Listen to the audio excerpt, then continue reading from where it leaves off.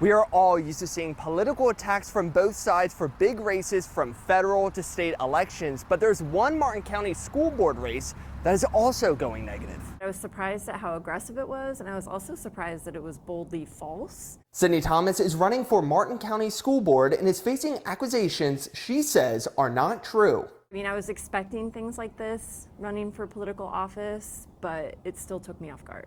The Martin County Republican Executive Committee sent out texts attacking Thomas and endorsing her opponent, Marsha Powers. The texts told voters that Thomas is from California and is a radical left Democrat. I was born and raised in Indiana with that Midwestern value, so I lived in Northern California for about 7.5 years, but I lived in an extremely conservative area. Thomas also says she's not registered with any political party.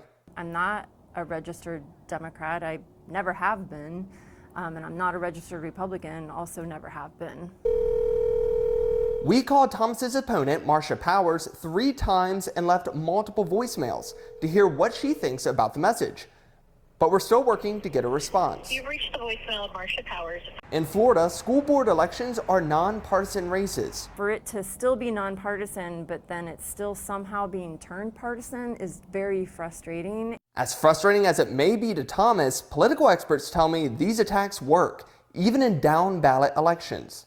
It does mean that some people will identify turnout and probably vote the way that, you know, the people that are displaying the messages or creating the messages would want them to. That's why Dr. Liz Marina Garcia at FAU says it's important for voters to be skeptical and ask questions. Kind of do the fact check, right? So don't let it be the standalone point that you go off of. In Stuart, Tyler Hatfield, WPTV News.